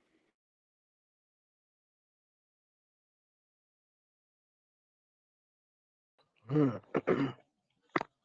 I don't even know where to start with Clay and AD. For Clay, the biggest mistake he made was not marrying AD. Was not marrying AD, but not loving himself. The fact of the matter is, no adult should ever put you in a position where you're having to hold such a lie or go through a moral dilemma like the one um, he did. You know, I I was just thinking about how the child who is inside of you is debating. Should Clay tell his mum? What would the dad feel? Would you know? Would the parents love him as well. You should never have to grapple with adult problems of that magnitude at that age. You're supposed to be protected from these topics, or at least be guided through them. And unfortunately, it wasn't the case. And because the world is far from perfect, and parentified at a young age without any proper tools like you know, formed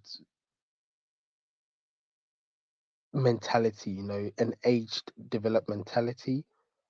Um, that inner child is the same one who was asking the questions: Am I a good person? Can I go through with the marriage? So you can see it's a big challenge for Clay.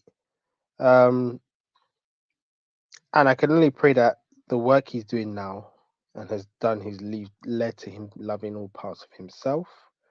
And we all carry that guilt that you should never have to carry. I feel like we are not sympathizing enough for Clay, but blaming Clay for trying to be this player. He likes all the big bodies, he likes all the women of magnitude, etc. But the realistic situation is that he's going through a set of emotions people at that age don't go through, and people are not being empathetic. They see, okay, he broke, he didn't go through the marriage well, and it overlooks all of the characteristics he's gone through. And I think this is the issue with a lot of viewers.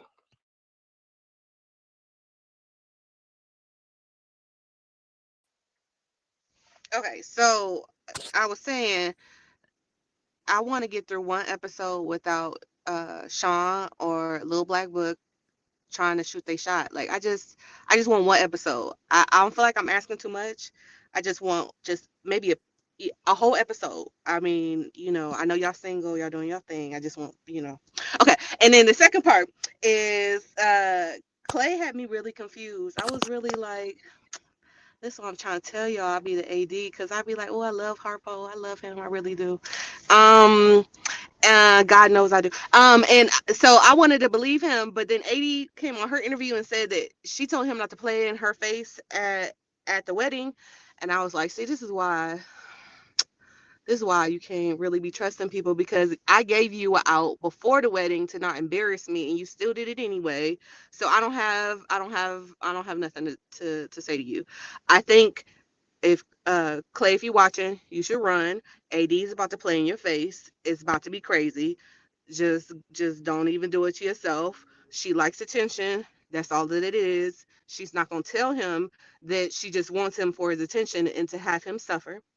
Because that's the reason why she didn't say either way, because she's just gonna want that. It's the same thing, because I was disappointed that she would even waste her time with Sir Matthew amid the America's People's Choice. Because I just was like, what? And then I thought about AD and I was like, oh yeah, she likes attention. So she is gonna use him for his attention and what he can do for her. And she said she just loves people to eat it up. What did she say? She said you see the material. It's just about she wants to give you a show. She's a chill. She wants to give you the vanoosh, and so she's gonna give it to you. Clay, run immediately. Go past go. Don't stop. It's it was just giving way too much for me. She looked beautiful though. She did. I didn't think she was cute. Sorry.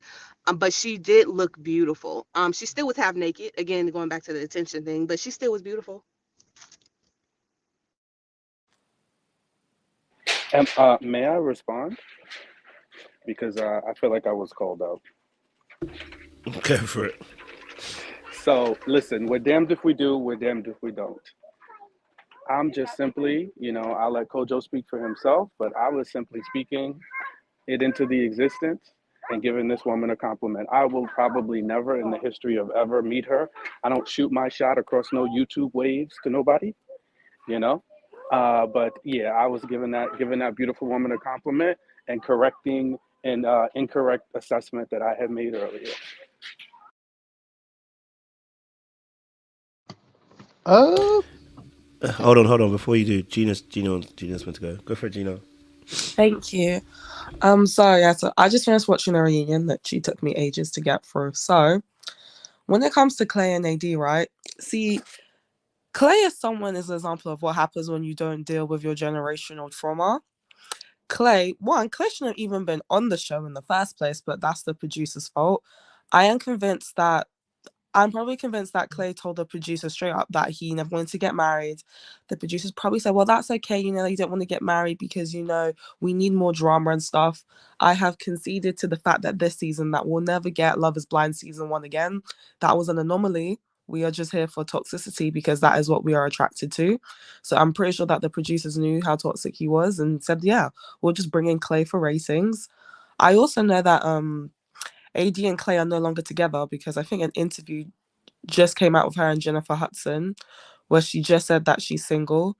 Like a bunch of AD interviews just came out today, which I watched within an hour of them coming out. So yeah, so AD said that she's definitely single now. So that's what I know. But back to Clay. So Clay is someone who has not dealt with his generational trauma due to his dad's cheating.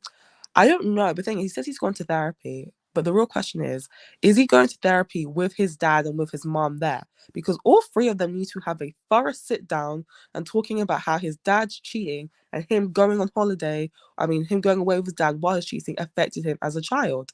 Because the best part was obviously when Clay's mom called him out.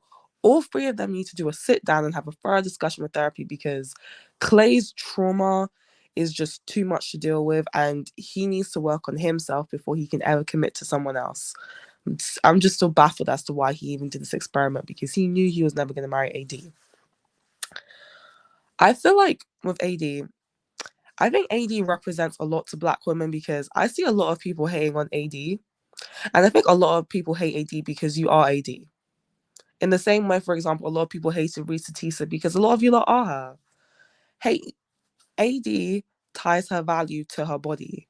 And I think it's a lot of issue that Black women have, where we tie our worth to our sexuality and sometimes we engage in hypersexuality with ourselves because that's the way that we deem our value. Because we have always been viewed as inherently sexual with the way that our bodies look, with the way that our hourglasses look.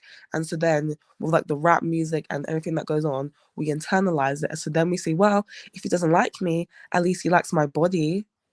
Because you know what? I rewatched the proposal scene and just watching Clay's reaction to when they first meet and just watching the way like AD was walking around saying, oh, do you like this? Just showing her body. I was like, oh, it was so cringe to look back. But I was like, but this is what a lot of us do, especially as Black women. When we don't see our worth, we turn to hypersexuality to validate ourselves. And obviously, I'm not saying that that justifies sometimes like the other comments that she got, like the bean dip comment. But I think what I'm trying to say is that AD clearly has a lot of low self-esteem. I know she said she's gone to therapy now and she needs to work to loving herself and validating herself. I really think that AD shouldn't be in a relationship with anyone for the next year because a woman who truly loves herself wouldn't have been in a relationship with Clay. If you love yourself and you value yourself, you would have saw the United Nations of red flags that was Clay because Clay is a human walking red flag and you wouldn't have been in a relationship with him in the first place. So yeah, no. So AD definitely has low self-esteem. I hope I hope she's gone to therapy and she's still concurrently seeing to work on it. And yeah, and that's what I have to say about that one. It's just a hot mess all the way around. Yeah, it's quite messy, isn't it? But essentially, I thought AD clearly said she felt his growth was at the expense of her sacrifice. It's his growth is coming out of her own self, and a lot of women railed and related to that because you can't. It's those situations a person is excelling in their livelihood at the expense of your own. You can only keep her for so long. So why would you even go to the show and string her along? That kind of hurt doesn't go away. It stays with you for a while. And I would imagine there's still resentment there, just based on the reunion. It would take more than just 1 year of therapy to unravel, unpack unhealed childhood wounds. So we're talking about therapy of 1 year plus. And I understand that Clay feels sad. I would feel sad too, losing a woman like AD. But AD repeated tonight that she would have given him everything and he still couldn't commit. So you can argue from a relationship standpoint, you're giving your 100%, The other party is receiving your 100%, growing, becoming smarter, you know, excelling in their livelihood, but it's still not enough. So you can't go any more than that. So I think it's a case where she deserves someone who will love her like she deserves, not someone who's convinced cheating is a hereditary fatality because their dad cheated. You see, this is the narrative that it was put forward. Someone's someone's doing so much to make you grow, make you better, but they're not receiving anything in return. Who thinks Uh, Clay's a colorist? Sorry, I just want to ask. I know, sorry, I'm seeing this conversation online. Does anyone here think Clay's a colorist? I don't know. What is his? Does anybody have pictures of his exes or anything to Same color as say? AD. The one I seen, the Yes, same color yeah, as the AD. same. I mean, if you like that, AD is a nice color. If you like AD, then you're it's all right, isn't it? People have their preference. So I was gonna But say like because okay, I see a lot of black women saying online that AD is a colorist. So I've been trying to find his exes to see if like they're all light skinned and stuff, but I can't really find. the same color as AD. But I want to go back to something that y'all was both kind of saying here. And this is going to touch on the other side because I hear this a lot, and I've been hearing this a lot with this conversation, especially with Clay coming on this show, healing at AD's expense. First of all, that's a flawed way to look at it. That's a flawed way for AD to look at it. Okay, sweetie, this is to AD. You need healing too, sweetheart. Otherwise, Clay wouldn't been able to play in your face. Otherwise, you wouldn't been entertaining a dude like Matthew. You too need healing. So it's not at your expense if you don't look at it at your expense. It's at your growth because that means that something in you out was highlighting something that it was attracting that person. You attract these people, and this is not the first time she sat there and told us that she attracts these type of men. So this Oh should be a wake yeah. up call. This should be a wake up call to AD as well, as I need to start healing what's in me that is damaged that attracts these type of men into my life. These people that feel like they can feed off of my nourishment and my love and my whatever it is that I have for them.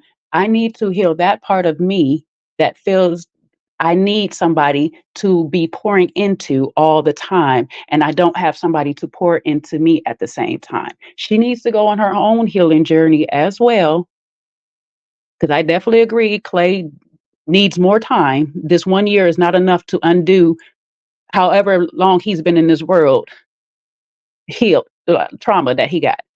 But he's not the only one who needs this journey. She has grief. You just got on the show a few months after your dad died. Have you actually processed all of that? Like, there's still a lot that you are going through that you need to heal from while you feel like you keep attracting these same men into your life. So it's not just this, oh, Clay came on this show and at AD's expense. No, AD is on this show at her own expense, and she chose Clay at her own expense. And she followed through the all the way to the end at her own expense instead of picking up herself and say, listen, I hear what you're saying, brother. I clearly am not going to be enough for you. So let me just go ahead and end this now. And all the women out there that wants to be on her side have to sit there. And if you're doing these same things, you have to sit there and say, why am I choosing these people?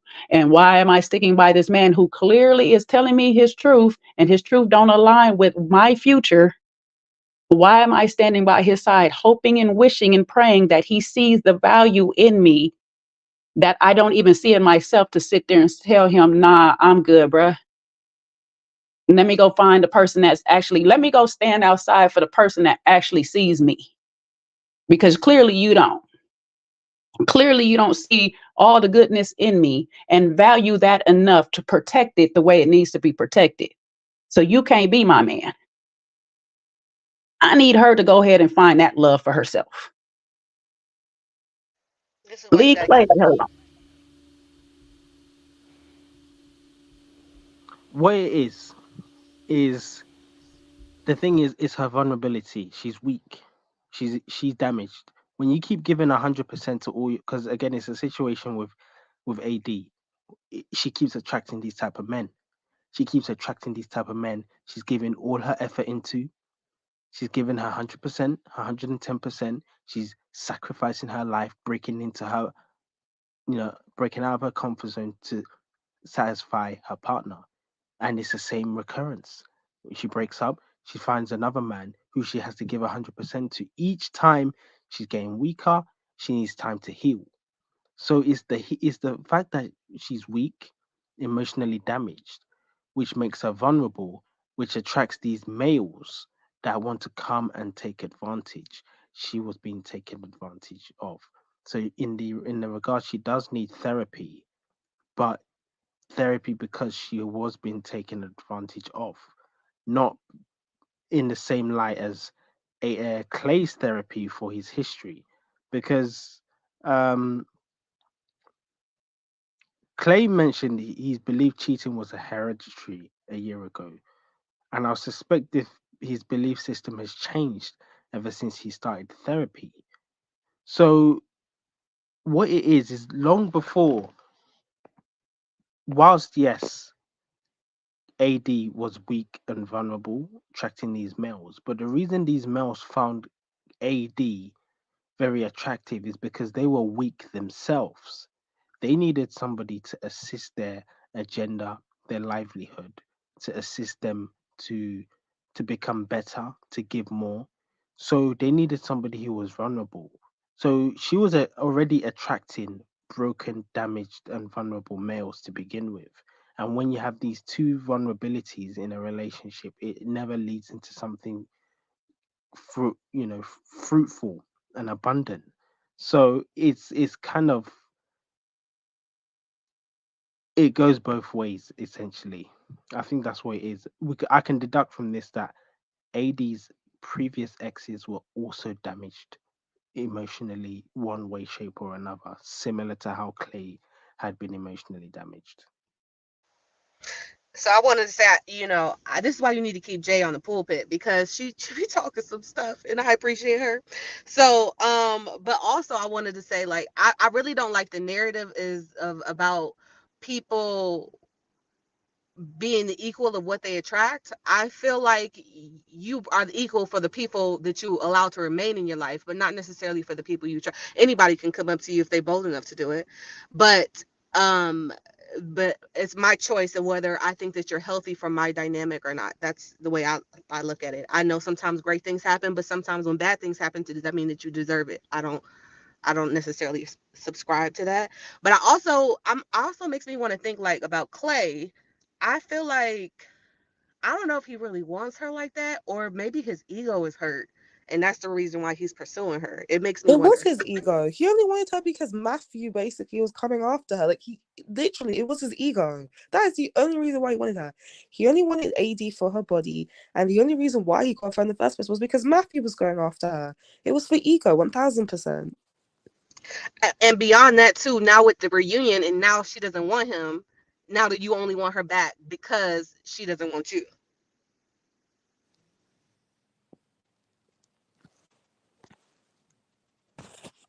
It's literally, no, it's facts. It's facts. It's just gonna say, like, oh, so what I'm talking about. Clay's just a giant walking red flag, and AD's just a red flag in herself. Like, oh, I just, I just, I try to give AD so much grace, but it's like it's so hard when you have like the United Nation of red flags.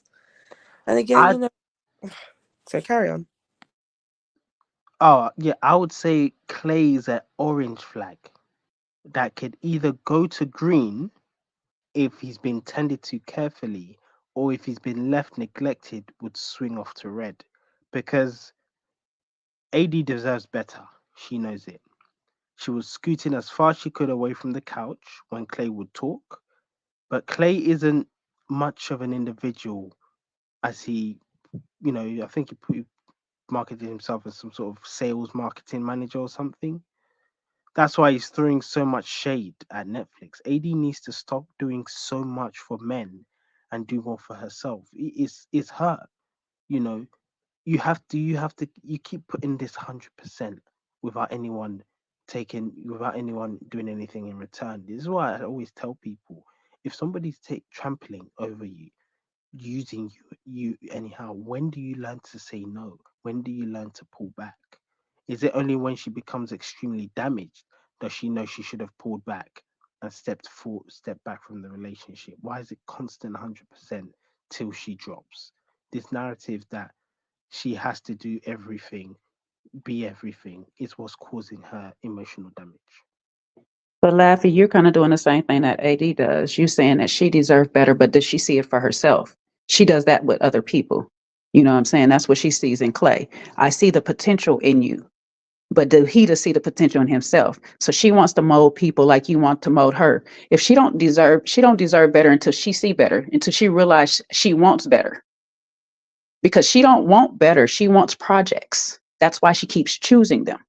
Because something about a project makes her feel better, but it's not better for her. Something about a project makes her feel special that she's fixing somebody up. But she doesn't realize in a real relationship, we fix each other up. We build each other up. We're supposed to carry each other. We servitude each other. We're in submission to each other. We do for one another. It's a constant cycle that we're in together. And it's not me just pouring into you and it's just going out somewhere else. And until AD realized that about herself, there's no she deserves better because she's not going to never get it because she doesn't get what she deserves because she doesn't know what she deserves. She don't see it for herself.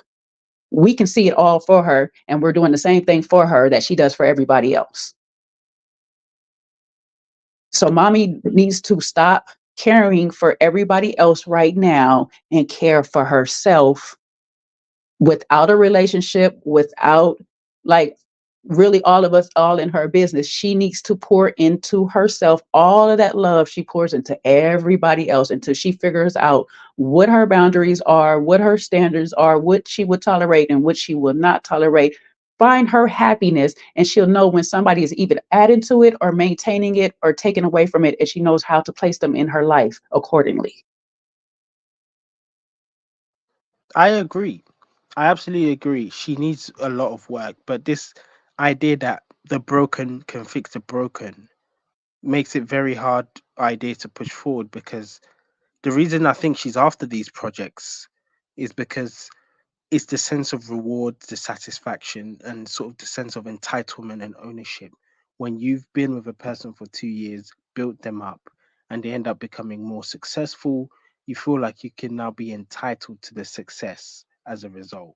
There's a sort of mentality at play where she can actually get more from building a person up, but that aspect of building a person up, taking into consideration their mental well-being, is just too much for AD to focus on when she's clearly in this emotionally damaged state. What it is I don't think it's the issue of the male she's going. I mean, yeah, it is the male she's going for, but she needs to slow the pace down. And it's one of those situations where if it wasn't Clay she went for, but it was another male who was more mentally stable, her technique and tactic for going for the projects could have actually landed her in a much more favorable position, because the male also had another part to play. I think she was kind of unlucky this time around.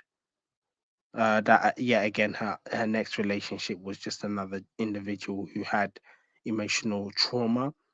But I think she should learn that using other people as a way to prop yourself up, to give yourself that advantage, doesn't work in this society anymore. You need to be in full control of your own well-being.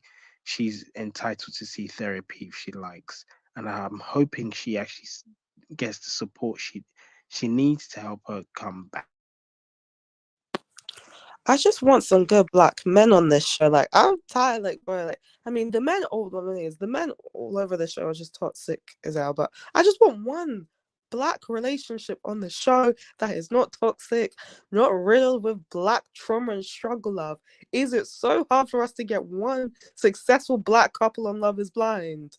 We God, had why? Brad and Why Tiffany, is and then y'all said they were boring. that? We had Brad and Tiffany, and y'all said they were boring.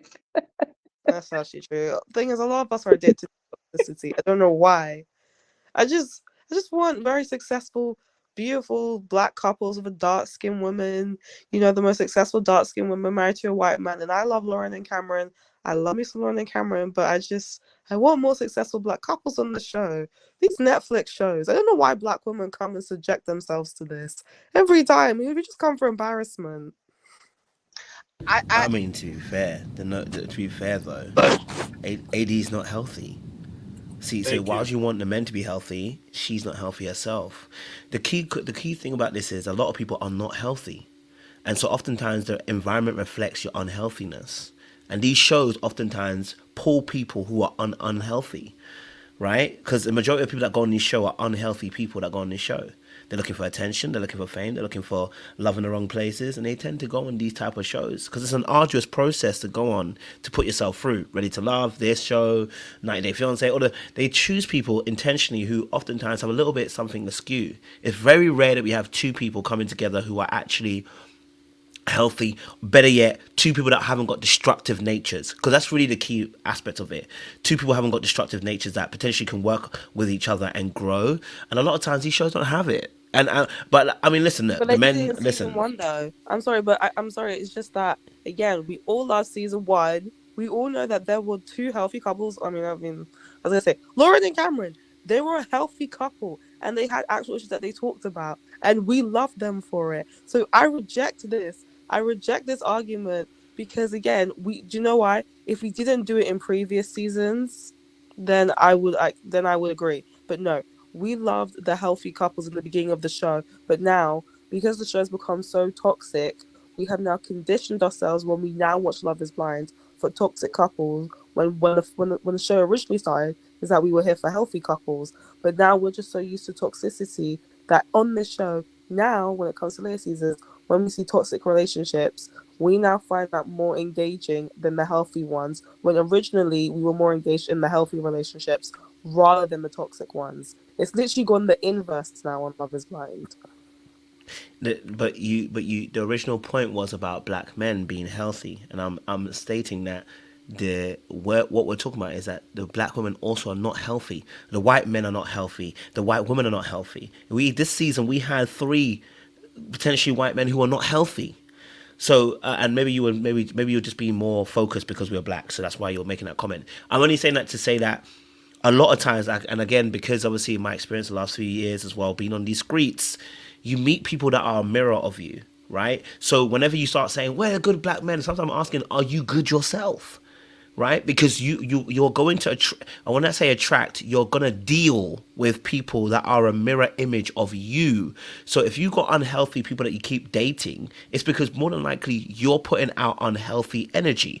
And a lot of times we look at the other party as to why they're not doing what they're doing. But the reality of the situation is, if you're healthy, you don't put yourself in unhealthy positions because you're healthy. Because you know not to be in that situation. Because I'm healthy, I can see it coming a mile away. That ain't for me.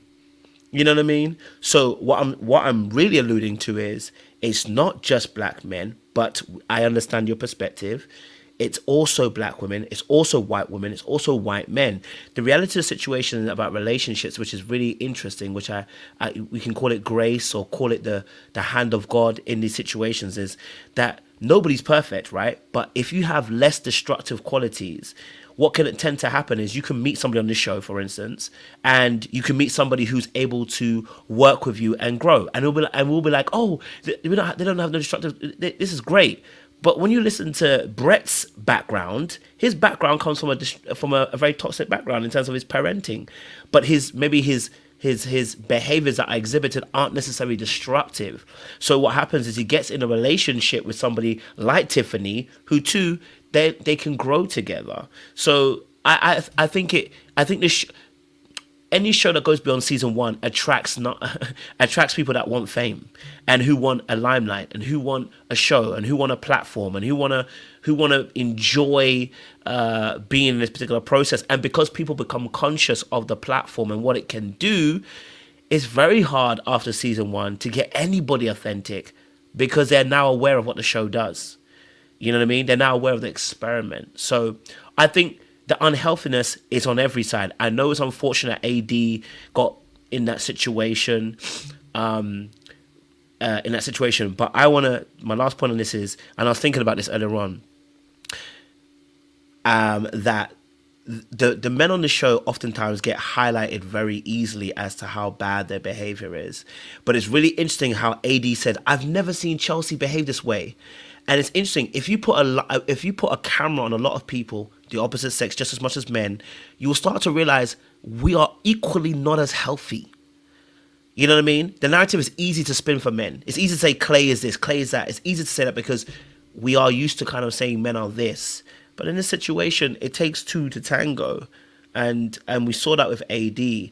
And AD, I said earlier on as well in the season, I said, if Clay thinks he can play with AD, he gonna find out he found the right one.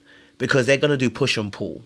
I think myself, Jay kind of spoke about this earlier on. It's like, he gonna find the right one because she's ready to play. Play me and see. And he may think he's top notch and he's like his dad. I don't think he has half the skills his dad does. But he gonna find out, and he gonna find out how AD gonna play. She gonna use him the same way he was using her, and he gonna find out it's gonna be painful for him. So he should be very careful how he goes about this. Either he's committed or he's not. If he's not committed, leave it alone, my brother. Anything less of a marriage, she shouldn't accept. You know what I'm saying to you? So anyway, let's see what AD does and what Clay does as well.